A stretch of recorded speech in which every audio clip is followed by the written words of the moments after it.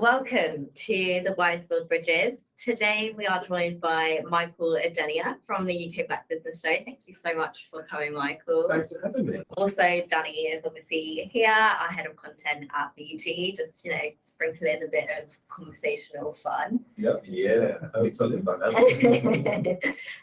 Okay, so a little intro about Michael for those who don't know him, who might be listening. You've done an intro for me.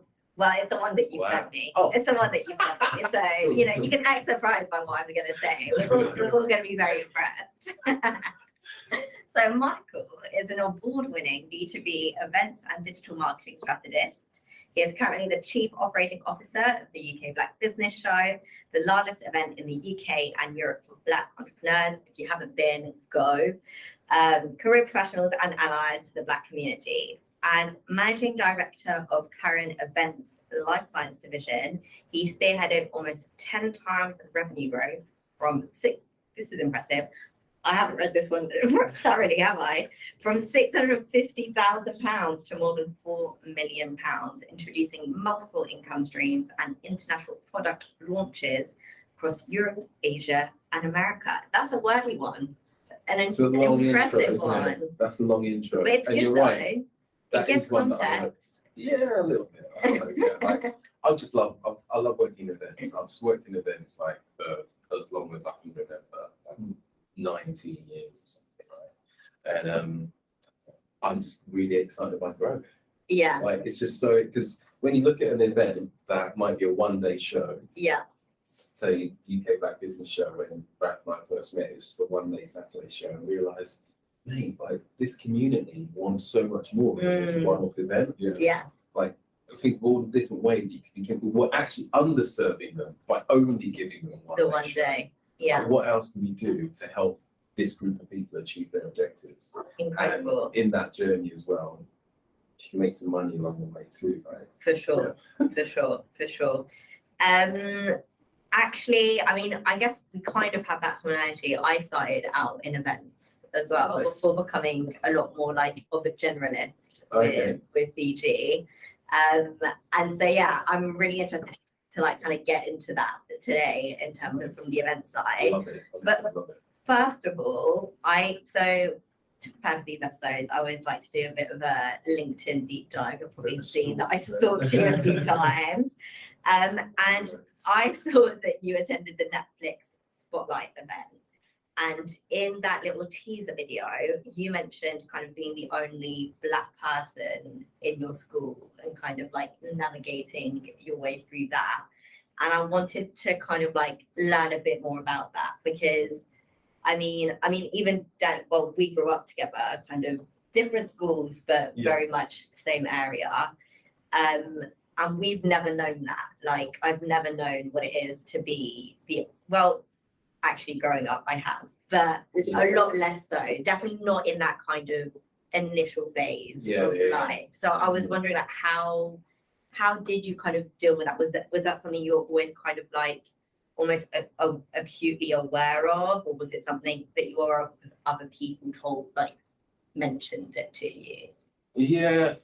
All right. So background. So I was born in Nigeria, right? And obviously everyone's Black, right? Yes. And then moved to the UK when I was probably about 18 months, 2 years old.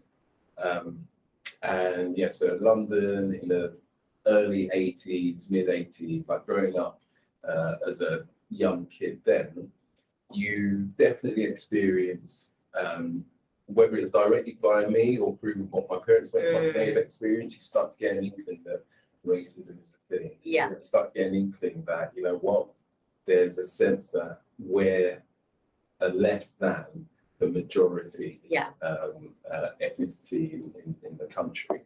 So it was obviously something I was aware of. Probably say maybe from, I don't know, maybe 10, 11 years old sort of thing. When I started secondary school, I went to a private school. Right. So by going to private school, it actually became even more acute. For sure. That I was different from everyone else, right? But not necessarily in a significant way, something that was negative per se. Yeah. And it's something that through sport has always been a part of my life as well.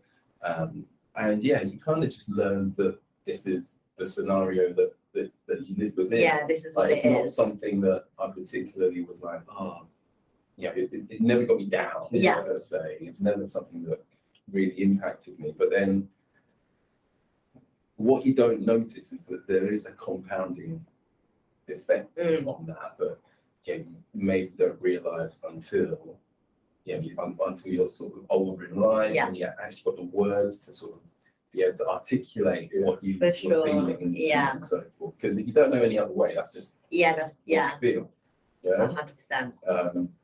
So yeah, I definitely started to notice, throughout secondary school, that, you know what, this just doesn't feel okay. And I wish there was a different way. So yeah. Yeah, definitely. I think the finding the words part, I think, is particularly important. Like, I know, like, a few years ago, people really started talking a lot more about like microaggressions, for example, which I think for a long time, and I think it is as a thing as you become more of an adult and you're able either to like reflect back on experiences, or you notice things a bit more, or maybe patterns start to build. Like, oh, that's Exactly. You can kind of put your finger on it a bit more. And I think, I mean, the one for microaggressions I think was quite important, because in their very nature, you can't be like, this means this, or like this led to that. Like, their whole thing is that they are so small that if you were to bring it up, like the one, it would be like, don't be so silly, like you're just being sensitive. You know, like it's hard to say like, this has made me feel this bad, when actually it's this compounding, as you said, of all of these things that you're like, come on, like, no, because I didn't feel it.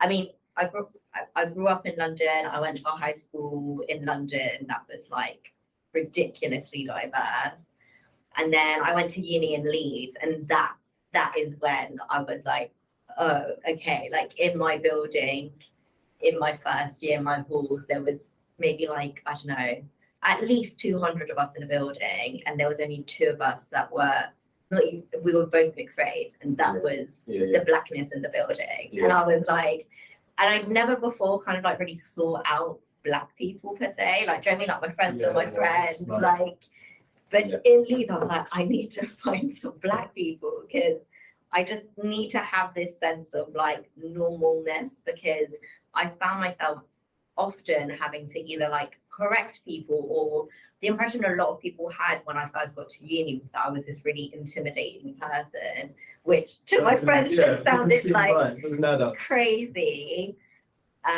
And a lot of times it's just because I would correct them on my name. Like I would be like, hi, I'm Noemi. And they'd be like, oh, Naomi. I'd be like, no, it's Noemi. And just that exchange would make me this really scary person. Isn't it? And I was like, it's obvious, like, if it was someone else, well, a white person who was correcting them, you wouldn't have had that same impression. Or it's the kind of thing of like, a rap song comes on, it's like, no, Amy, this is your tune. A lot of the time, I'm not gonna lie, it is my tune. But like, it's just the association of it, of like, or like, let's say this one that killed me is like the Killers, like Mr. Brightside comes on. Everyone knows the lyrics to that song. Like it is just, you've grown up here, you know the song. And you'd be like, oh my God, you know this song? And it's like, yes, I know this song. Like, really? Yeah. Oh, wow. Yeah. So, I think what's interesting is the age, like you say, like when you start university, say something like 18, 19, but like that's a pretty defining moment where your establishment of what normality is, you've already had that. Yeah. Whereas I think I was obviously a lot younger. Yeah. When Exactly. so it's just been ingrained in me. So when I went to uni, for example, similar scenario, like on campus, very, very few black people. And the people in my house were from Ireland, from Western Ireland. Yeah. I was the first black person they ever met. Yeah. At 18, 19 years old. So I, from a very young age, have, it's kind of like I'm conformed into helping white people comfortable around me. Right. But I even remember there's one time when I shaved my hair. And when I had a shaved head, he just got looked really aggressive. So, Just like what So you're doing, that's what you did. so I learned from a really young age to Yeah. just smile a lot more, Mm, almost Yeah. overly smile to make people feel comfortable Yeah. around me. almost like And compensate. that is now, That's I mean, but wild. that's just me. That's who I am. Yeah. Everyone says I'm really smiley. Yeah. I don't know whether like I'm putting it on or not anymore. That's just who I am. Is that exhausting? Like do you know what I mean? To have to go to those lengths to, make someone else feel comfortable. Or, as you say, has it kind of just become part and parcel of how you're It's a really, really good question. Like, I think there's times there are things that become exhausting. Yeah. But there are things that I believe that it's just my personality. Yeah. And who knows, it actually could just literally just be Yeah. my personality as well. Like, black people can smile. Yeah. True. That is a thing. But I am Yeah. absolutely aware that it's also almost a superpower of mine. Like to be able to get access into boardrooms, to be able to get access into some of the opportunities I've been given in life. You know what? I feel extremely privileged that my private education and some of the experiences I've had while I was younger have made it so that when I am in the corporate workspace, like whether it's I just switch on as I come through the door, Yeah. you know what? It's got me to Yeah, where I am it's that today, adaptation. and I wouldn't have half the things that I've got in life if I wasn't that person. Yeah. But that also, I don't know if you've ever done any sort of bias training. Have you ever done bias I've training? never officially done it. I've suggested it several times to companies, Yeah, but I've never like actually undergone. I I see. would Bias like to do training. it. It would be strange. Yeah. Like, I think you'd get some interesting results, It probably just wouldn't be like you go in with like this, I know what the answer is going to be, like Yeah. it could potentially shock you in ways, right? So one of the exercises that we do is there's kind of like 10 different scenarios, Right. and you got to give yourself a score for how many of those 10 connect with you personally. Right. So those scenarios might be you've never had to speak on behalf of your demographic. Right. Like speaking on behalf of someone asks you, "Oh, what's it like being a woman?" Or, Yeah. How do you feel, Naomi, about this Yeah. situation that's happened to mixed race women, Yeah. for example? Or you've never you've never been conscious about holding hands with your partner in public. Right.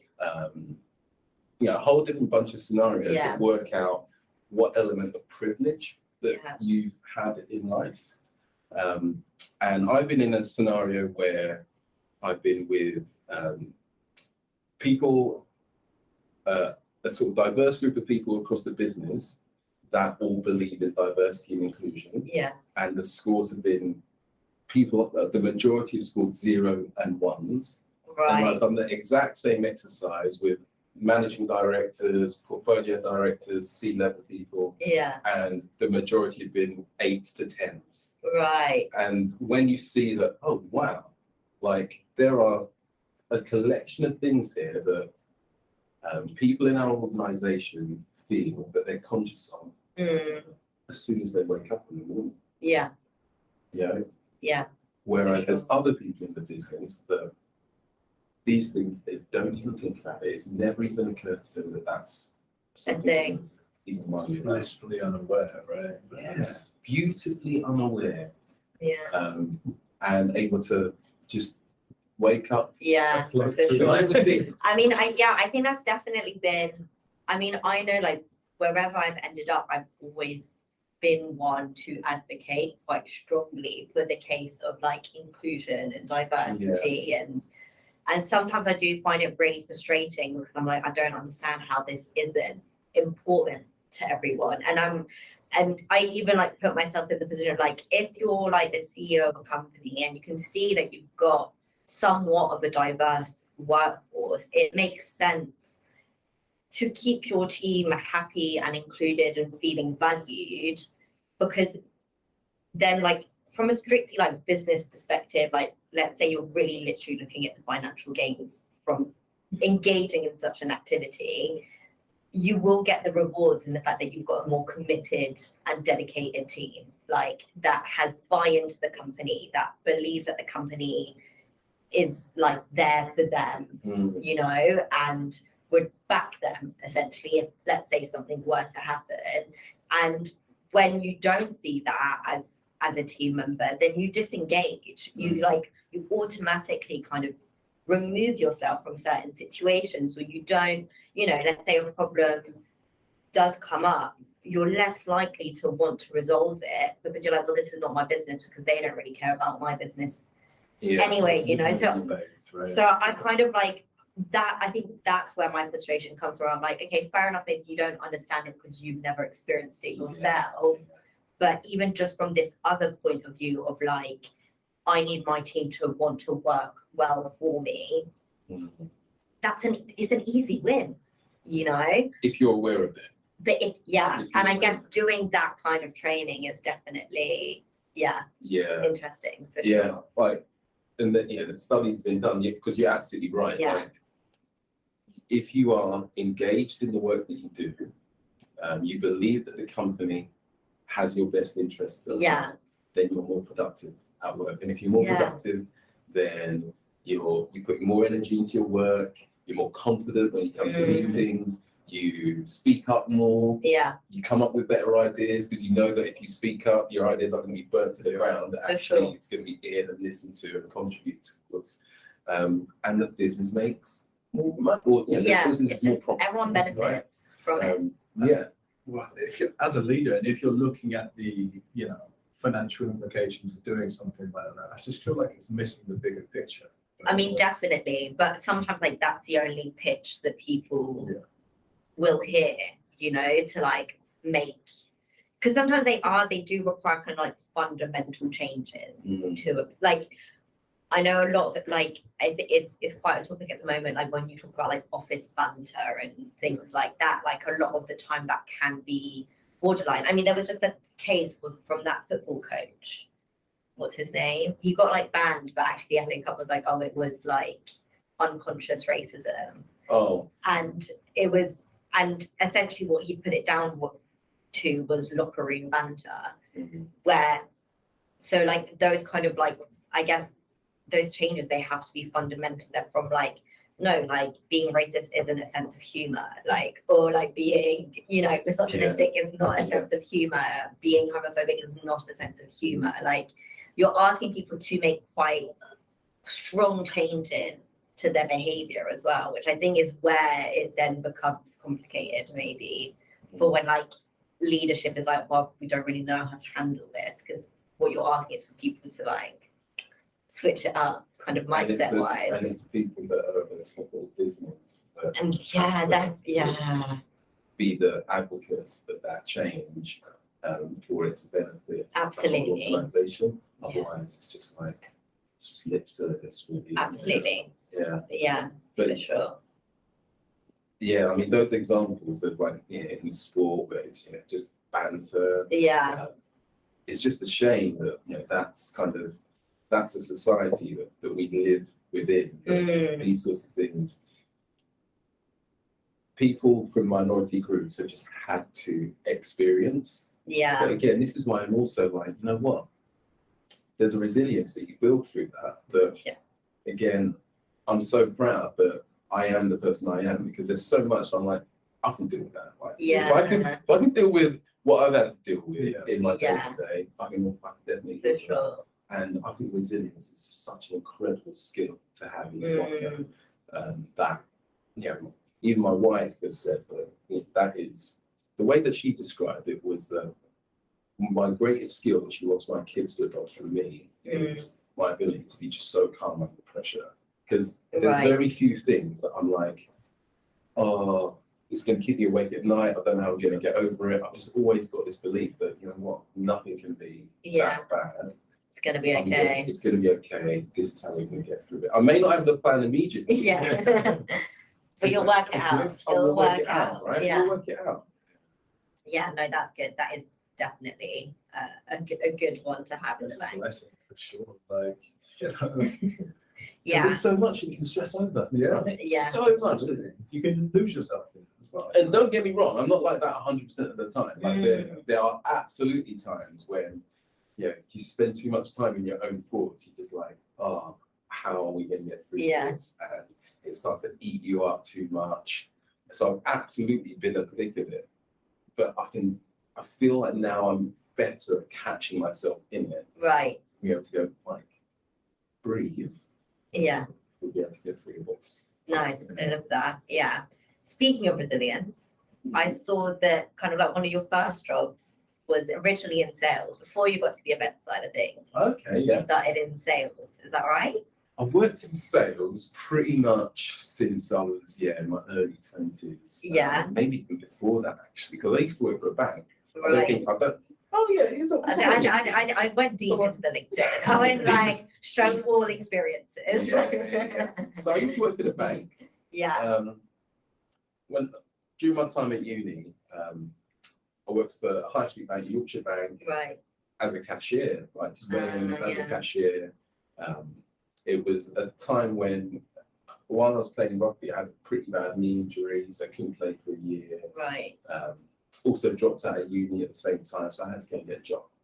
So I got Okay. this job at this high street bank, working as a cashier, and then the sort of a couple of levels up after being, working as a cashier, you get to become what they call a personal banker, which is basically selling loans, credit cards, and mortgages, right? Mhm. But I'm probably to blame for PPI. I remember at the Dude. time, honestly, I remember at the time, it was bad, man. Like, so there's a regional manager, Right. and if a customer had come in for a credit card or personal loan and they didn't take the PPI, then it was my job to question them. Hold on, are you aware of the risks of not taking PPI? And if they're like, don't worry, I don't need it, Yeah. then I had to call the regional manager up, get him on loudspeaker so he could speak to the customer and explain to the customer why Wow. they needed that PPI. So it was a whole. It sounds a bit like like one of those like Ponzi schemes. Honestly, man, like at the time though, I was just like, I just thought that this is normal. Like, Yeah, I mean, if it's what you're they need the taught, PPI, like it's protection. I Yeah. thought this was a good thing. Yeah. Honestly, man. Now you're hearing about all these PPI claims for getting £10,000 back, 30 grand back, and so forth. I'm like, yeah, Oops. it was pushy. Yeah. So anyway, I used to work in, and that's probably my first sales job. Yeah. And then got into the events industry. In about 2005, 2006. Okay. How did you make that transition? Was it kind of internally within one place, or did you like make a specific job change where you're like, I now want to work in this? No, nothing like that. It was so I was working at the bank for a bit while at uni. Yeah. About a year or so, and then went back to uni, back to playing rugby. And then my girlfriend at the time, when I finished uni, her sister worked for the Daily Mail Group. Okay. And the Daily Mail Group, as you know, obviously the newspapers and the websites and all of that, but also they had an events business, which Right. had B2B shows and B2C shows. Okay. One of the B2C shows was an event called the Outdoor Show. And my girlfriend's sister was like, oh, Michael's into sort of outdoor sports and adventure sports and mountain biking. He might like this job. And it was a sales exec selling exhibition stands for this for the outdoor show. So I was applying for jobs at the time. Right. And there was jobs that were pretty much all kind of sales jobs, because I felt like at the time they were in abundance. I knew I was going to move back to London. I was studying in Bedford at the time. I knew I was going to move back to London. I wanted a London job. And when you do a search on what the Guardian jobs or whatever it was, sales was quite popular. Yeah. And the money was like the kind of money that enticing. You know what, let's go for it. So there's some magazine jobs and membership jobs, but this event one, I was like, this feels like the kind of environment for me. Nice. And just got into events through that way. Interesting. Yeah. I was going to ask about you know, so if you get a sales job in whatever form it may be, right, and then you kind of pivot slightly.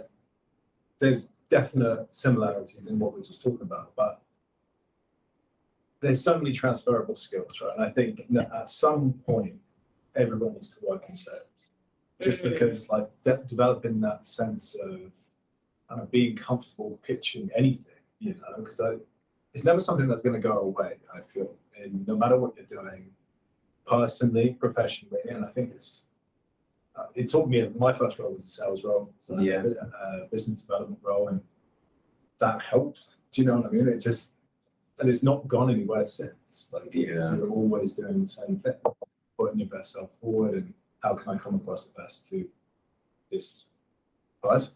Yeah, I think it teaches you influence. Yeah. How do you influence an individual or a group? I think it teaches you delivering excellent customer service. Like, if you've been taught the right way, like there's some they don't care. What sales was that? But when you think about, when you believe that, well, look, the customer gets what they want, they're happy, then they buy again. Yeah. So if you're in it for the long term, then you'll realise that customer service is absolutely important. For sure. I also think that I don't want to over egg sales. I think that sales is just a function of marketing. And I think that marketing is actually, because when I started sales, it was the other way around. It was like marketing is here to support sales. Very much so. Not sales to support marketing. And I think the balance has shifted massively. Like when I first started in sales, the knowledge was with the salesperson. If you want to know what the product is, how the product is going to best suit you, you know, what the features and benefits are, then you need to come to me. You're not going to get it anywhere else. But now, we talk about what's it called, the zero moment of truth. Right. So the customer has probably done 70-80% of their research before they've spoken to a salesperson. Yeah. So firstly, do we need to pay salespeople sales commission? If marketing are doing the work to get that customer to that 80% point, you're going to love this. It's all about content, right? It's all about getting content. Both of us are just beaming. Like, did you know that we would get into this? No, I love it. It's the zero moment. Like, the customer's going to learn all of this. Then how are they going to learn all of this? And that channel today, 80% is via Google, right? So if they're building up all of their knowledge, then the salesperson is actually only a bit part of this whole journey. They're just there to kind of like close it pretty much. But all the hard work, I think it's the hard. A lot of it is marketing. It's a function of marketing. But where marketing sits or who does the marketing, if you switch it from calling it marketing to who generates the demand, then everyone in the business can be involved in that. Whether it's a CEO, whether it's having good social media activity and people inquiring about your business through there, whether it's this podcast. Who does it doesn't really matter.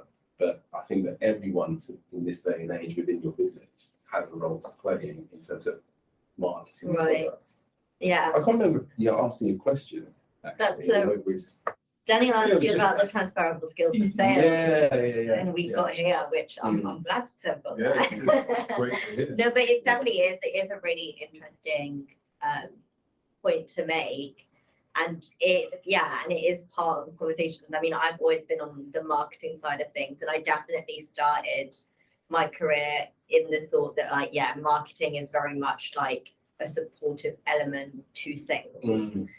And but I have seen a shift, and there was a shift where, my title changed to demand generation manager at one point, because that's exactly kind of what we were asked to do. And it was very much like marketing needs to take control from their side in terms of like educating an audience and generating that interest that at the point that they hit the salesperson, the salesperson already kind of knows that they've got it in the bag. Like, it really is about, obviously it then depends what you're selling. Like, things can be a lot more complicated than others, and then that's where sales are probably playing a very important role in terms of, you know, finding the right package to be offering or the right price point, whatever it might be. But yeah, it's definitely interesting, that kind of shift of where it is, and acknowledging the fact that, yeah, the branding, the positioning, the awareness, that does all come from marketing activity. And that essentially both should kind of play along the same strategy line. Essentially, they should be complementary of each other, and that they should make sense. Like that it should be like a straight line through. Really. Yeah, oh, totally. And yeah, have you heard of a guy called Chris Walker, a company called Refine Labs?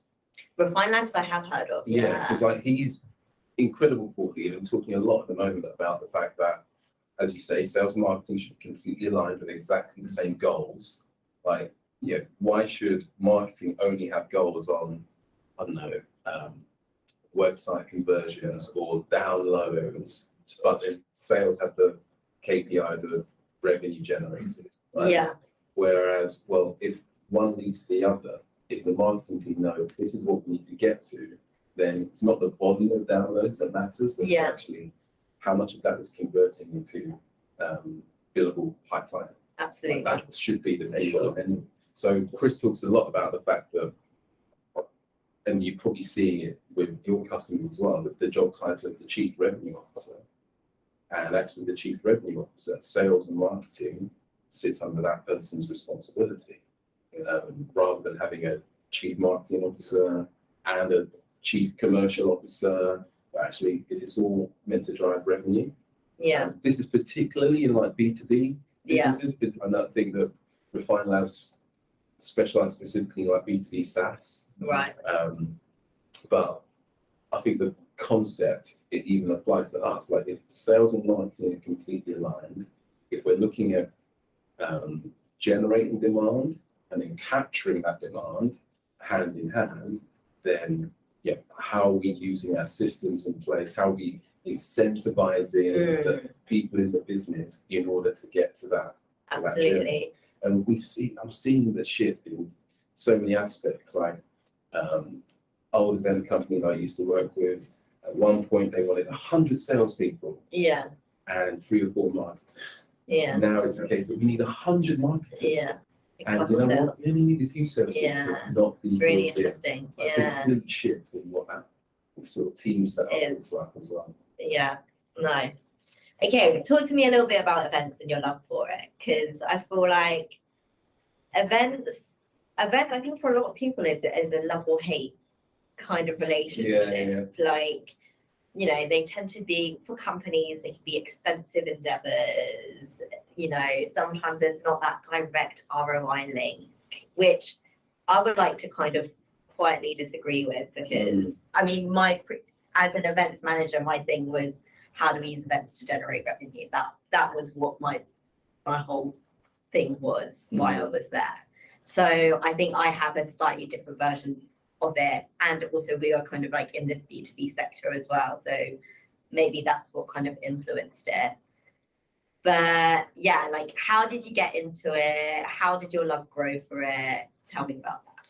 Yeah, so like I said, my first job was at the outdoor show within the Daily Mail group, and I think that once I got into it, so my first event was a consumer show. It was all about people that are thinking of getting into the outdoors, whether it's hiking, mountain biking, canoeing. Like, how do they find out more about it, and who are the people that they need to speak to go and buy a bike or book a trip around Asia or whatever it might be. So it was all about experiences, right?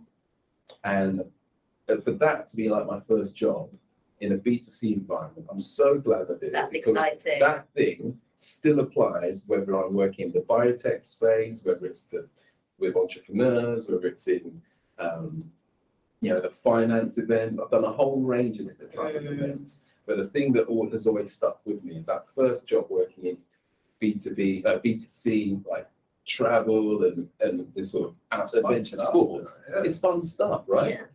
And even then, like, I've always looked at things from a commercial perspective. So yeah, some of the early sponsors that we had at the outdoor show were Ford that were, trying to promote their Ford, what was it called? Big old Ford, like 4x4 Right. truck. I'm not going to be helpful with this. Yeah, but- we're talking like a 60 grand Right. truck. Right? Yeah. That, you know what? Very, very few people Yeah. are going to see that at an exhibition and go, yes, I'm going to Yeah, buy let's that go truck. for it. Even if they sold one, that's their standard. Yeah. Right? But Absolutely. more importantly, it's the association. That Ford badge is aligned with my values. Just hit mine. It's aligned with my values of adventure, thrill seeking. Yeah. So when you go and buy a Ford Focus or a tiny Escort or whatever it might be, after that, the job's been done in Right. aligning the brand with those beliefs. values. And obviously, they've got a Ford that fits every budget, right? So I just started to really get excited about, so this event, like, yes, you can look at how much it converts and did we sell enough hot dogs that day to understand, but actually, what's the lasting impact we're having with our potential customers, and how do we continue to build a relationship with our customers so it continues to embed that that connection that they have in our brand.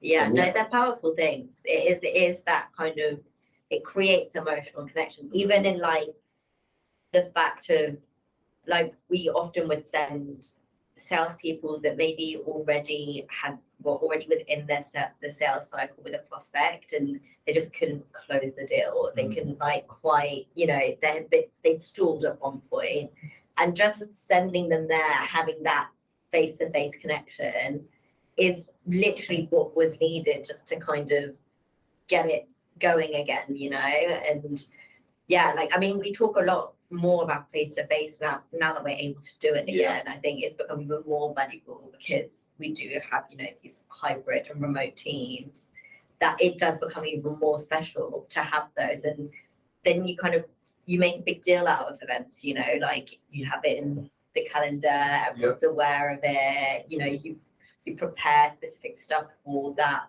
event, So, I'm a fan. I don't know if you can tell. Even just the three of us just hanging out by the coffee machine earlier. Yeah. This was a Zoom podcast. It's not the same. We switch on the Zoom and we go. Bye. Let's record. Bye. But all of that warming up, all of those micro conversations that you have, I think there's just so much importance. You can't put a price. Can you actually look in someone directly in the eyes? Were in terms of virtual events, is there much what else do you think you miss with that? Because obviously it was the only option at one point, right? But events weren't just going to cease to exist. So beyond the personal connections, which is kind of part and parcel of what you expect from an event, right? But there's networking, etc. I'm interested to know what were some of the other things that were missed during that period, or during any virtual event. I like that question, and I've got a question for you guys related to that as well, actually, because we did. So, what was it? It was March 2020, right? Yeah. And I was meant to go skiing, right? Literally, I was at the airport. My luggage was on the plane. No way, they cancelled. It's my son's first ski trip. We are buzzing. We're literally at Heathrow, and then we get the call from the travel agent saying, "Look, don't go on the plane. We're going to have to cancel the trip. They're going to shut the ski lifts tomorrow. So we'll give you a refund." Yeah. And that was it. So we were just devastated. Got it. Yeah. So as a business, where I was at the time, I was with a company called Facilitate. And funnily enough, we'd actually started looking at, how can we create digital revenue? Probably about a year and a half prior to that, which is quite unpopular. Yeah, that is in a live events thinking. business. Absolutely. So we kind of this is the beauty of working in a big corporate. I could get away with doing a few things that was under the radar. If it was bringing in money, then no one really asked any questions. So we were doing things like webinars and creating digital content Yeah. for our sponsors, Right. rather than just selling them exhibition stands and event sponsorship.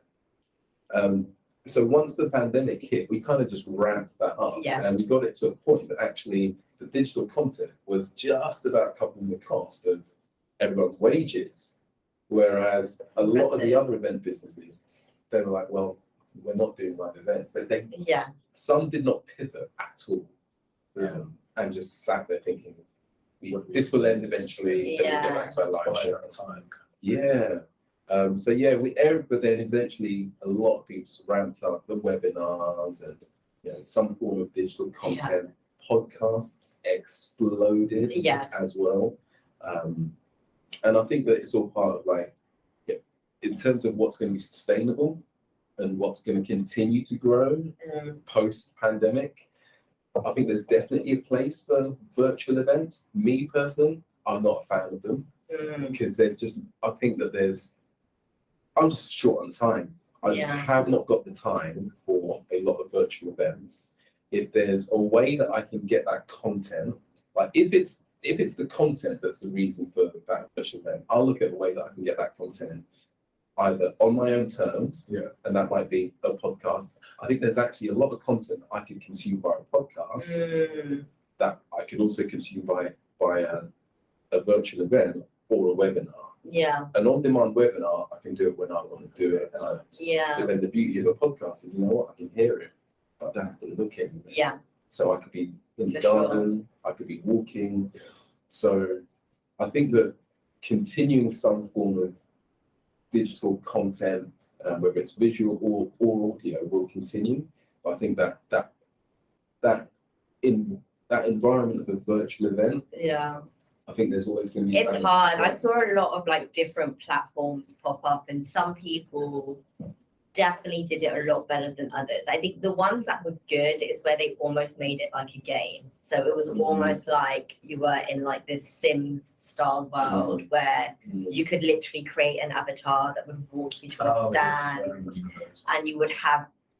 And then, when you got to the stand, it would essentially put you in a Zoom call with the person on the stand, and so those are quite elaborate. They must have been really expensive to develop those platforms, but I think those were maybe the most engaging. But I think the challenge with online is that you're not as dedicated to it. You're not as engaged with it. You're always like, oh, I can maybe pop in later. Whereas a physical one, you've displaced yourself. You physically displaced yourself.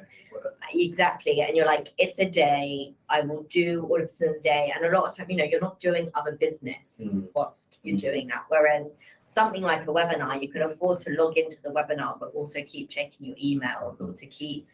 And so the engagement and the buy-in, I think is very, very different. And where I saw some virtual events that were better than others was understanding that and trying to change kind of what they were doing rather than literally take what they would be doing physically online. That's the issue. To adapt to what online was. You know? I think more appeared and kind of lost their value over that time because also the frequency, events weren't happening so often.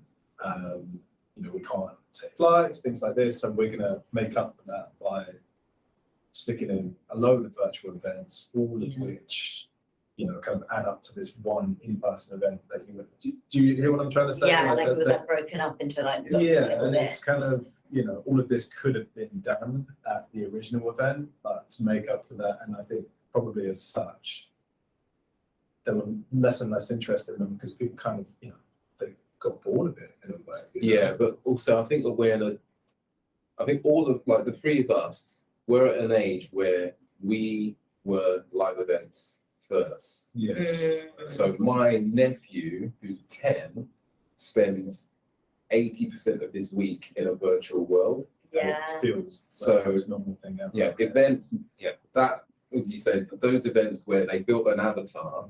People of my age and older, my old boss, laughed when he's like, "Oh, we need a virtual event platform." Yeah. And he's got one platform that can connect, give you the meetings that you need, predominantly for the B2B environment, that might be the key thing in terms of conversions. Then there's another one where they put an avatar and I can give him classes, I can give him this and that. How silly is that? It's a Yeah. hard sell. Older people older than us thought that was ridiculous. Yeah, But- unnecessary. This is the early beginnings of what the metaverse What it will Yeah. be. is and will be. And the next generation of people that enter digital marketing, events, experiences, they're going to be first adopters. They are already Yeah. living in that environment. Yeah, it's true. So the distractions that you talk about, Less maybe so. they're distractions for us, Us. but actually for this next generation, they might see it a completely different way. But Yeah. it's not a distraction for me. I'm gonna have my chair. I actually Yeah. just sold. So like I said, I launched a couple of podcasts. I've just sold my first microphone Right. that I had when I launched my first podcast, and I sold it on Facebook Marketplace, and I advertised it as great microphone for podcasts. So when the guy turned up my door to buy it, I was like, oh, so what do you get the microphone for? Gaming. Yeah. Yeah. Oh, didn't see that coming. Yeah. Yeah. So Yeah, because actually when I've searched for podcasting microphones, most of the time they come under the gaming category. exactly. Yeah. So being immersed in that environment and having the right seat, the right microphone, the right screen, you're in it. I'm not here, they're not here for, I'll keep my inbox open there at the same Yeah. time, or, I'm going to consider, check my diary, and you know what, they're in the zone for that. Yeah, And no, that's who a knows? great point. I really don't know what virtual events, metaverse events What's might be like in like. 10 years' time. Yeah. With a headset on. I can imagine, you can actually pull up emails and things and that. It's crazy. But yeah, It's like my it's hard to predict. But I guess Yeah. it's good to see it going. Yeah. VR is massive. So Yeah. We can't not mention the UK Black Business Show.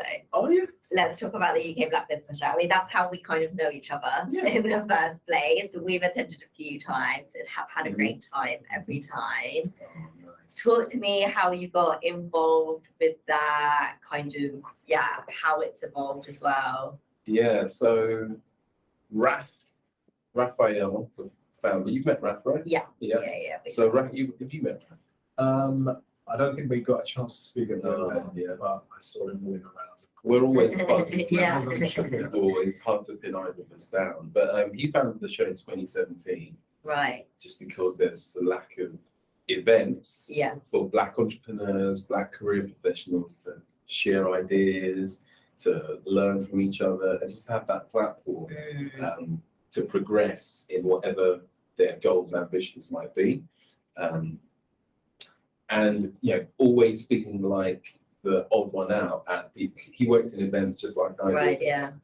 Yeah. Always being the odd one out at corporate events. Yes. Just never felt right because when you go home to your family and your friends on the weekend, he's at American Express, he's there. Like, Yeah. why do you like? Why are we why are we not not seeing each together? other? Yeah, exactly.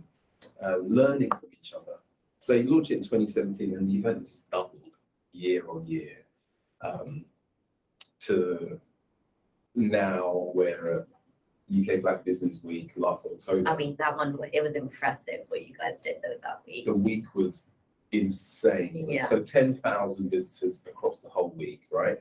And dedicated days for tech, finance. We launched a legal event for the first time. The legal event, we thought, you know what, maybe we can get the sponsor, BCLP. We were having a brainstorming. If we get 170 Black lawyers, that'd be pretty impressive. Yeah. 400 people Wow. from across the city Yeah. to come to the launch of that event. Yeah. Absolutely phenomenal. So we've launched the Birmingham Black Yeah. Business Show that you guys were at.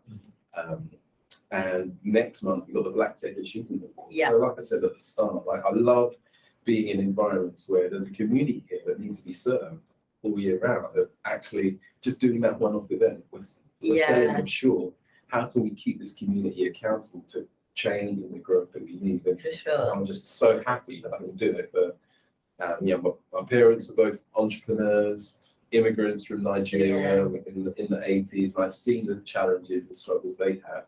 They would never thought to go to the bank for a loan. Yeah. It's always, what can I borrow from this uncle and this uncle and aunt to get to where we want to get to. But knowing that the tools and grants and services are available, Yeah. and that the corporate space is changing to For support sure. entrepreneurship and obviously the drive after the murder of George Floyd for better support for Black people within the workspace, Yes. Workplace as well. It's just a really exciting time, and I'm so happy that we're creating something that is accelerating that change. Absolutely. Yeah, no, it's incredible what you guys are doing. What are your hopes and ambitions for it for like next 5-10 years? I mean, Big obviously, question. We can't quite predict everything. huge but question. yeah. Obviously, a lot of corporations have, they committed to this amount of dollars to drive, Yes.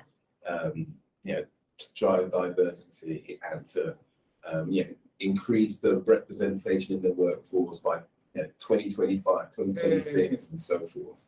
So I think first and foremost, it's just really important that we keep these corporations accountable to Absolutely. that. Like one of my biggest worries was, is this pandemic and is this global economic downturn going to mean that organizations going to be like, actually, we're not going to spend so much on D&I anymore. Yeah. And obviously, we're seeing like a slowdown and we're seeing layoffs in the tech sector. Yes. Well, what's that going to look like in terms of representation in a sector that needs That desperately needs it. diversity, diverse change. So I just want to make sure that our business is continuing to drive the change that everyone knows is needed, Yeah. and that it's not, we're not just paying lip service, and that allies that want to, to drive that change, they know that we're a resource to come to continue to do that. And what that might look like is, we'll just keep listening to you guys and to our customers in what kind of change do we need to expand within. So, we launched the legal event last year. There's other sectors that were constantly asking, how can we do something to drive change within this sector?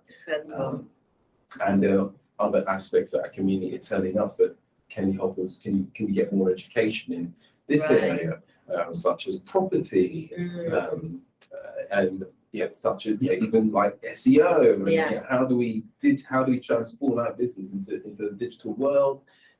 Should we be thinking of ourselves as sustainable businesses as well? Like, there's so much that I think that we can be a gateway for education. For sure. That as long as we're just keeping at the forefront of that, I think that's all I can ask for. Amazing. That's good. Great. Inspiring stuff.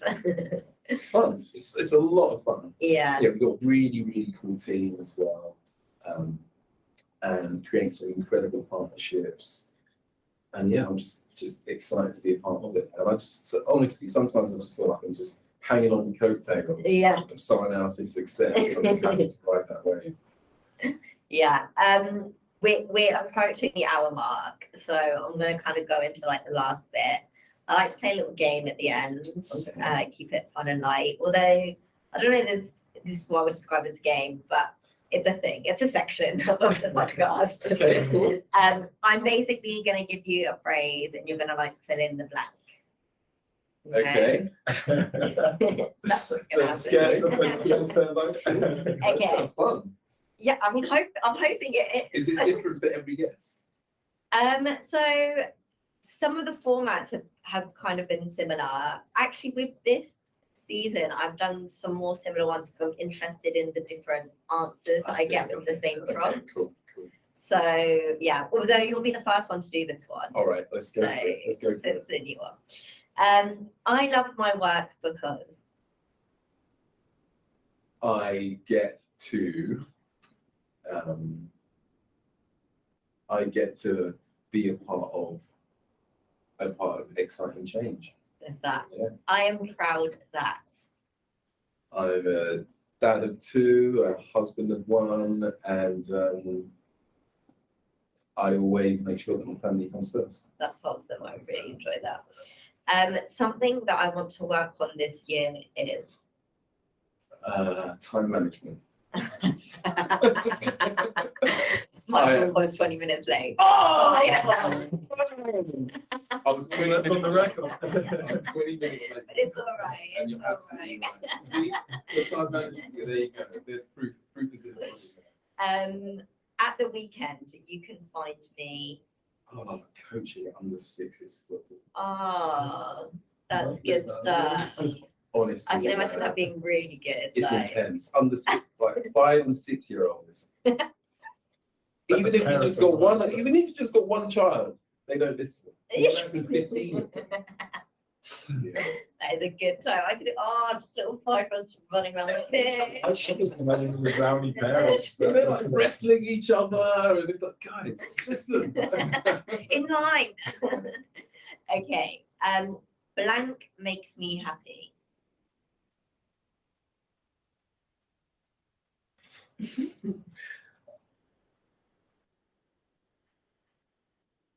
Cheesecake. Nice. Delicious. Last one. Success to me is.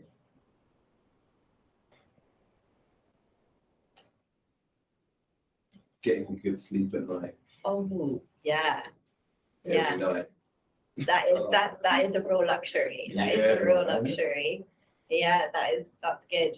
Stress free, peace of mind. Literally. Yeah, just Yeah. really get to enjoy that sleep. You wake Yeah, up in the good sleep at morning and you're night. like, oh, I feel great. Yeah, this getting morning. good sleep at night, and then being able to wake up on your own terms. Oh, Wow. yeah. Whether that's like, I want to wake up at 5 a.m. and go and hit the gym or whatever, Mm. whether that's, I'm right till 10. Yeah. I wake up when I Just wake whatever up. it is, just being able to do both of those things on your own. So that's success. Yeah. Because if that's going right, then everything else is going right, right? Yeah.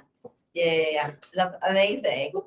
Thank you so much, Michael. This was so really, much fun. really. It was so. I Great think we having definitely could have like kept going. Like I was just like time check. I was like, ooh, ooh, ooh. But honestly, thank you so much. We've had a great time. Yeah. Is there anything you'd like to plug? Plug. Yeah. We got, well, where it's you can pre-register now for the Birmingham Black Business Show Yeah. and UK Black Business Week. So you can get onto the websites for both those events. Birmingham is on the 17th of June. Yeah. So that's coming up really soon. So yeah, if you've got an audience that Planning. want to get up to Brumtown and get down to that, we're just booking the speakers now. It's going to be an absolute banging event. So yeah, definitely want to plug that. And then we got the Black Tech Achievement Awards Yeah. in March. And yeah, where nominations, we literally just closed nominations for that. I've seen some incredible entries. Yeah. And yeah, we're selling tables and spaces at the awards, which is another amazing night. It's taking place on International Women's Day. Yeah, I did see that. So we've got some incredible stuff lined up for International Women's Day. All of the entertainment are going to be Black women. All of the awards nominators are going to be women. And we've got a little goodie bag for women attending the event as well. So yeah, I'm excited about that. Plus, there's like a woman in tech of the year award as well. Yeah, so Incredible. yeah, Good an stuff. honorary award. Yeah, love that. Amazing. Well, thank you very much again. For our listeners, viewers, wherever you're consuming this podcast, make sure that you're subscribed for the next episode. Checking out our socials, that's at Viaduct on Instagram, Viaduct Generation on both YouTube and LinkedIn, and at Viaduct_Gen on Twitter. And that's everything. Thank you very much. Thank you so much. Thank you. Thank you. So much fun.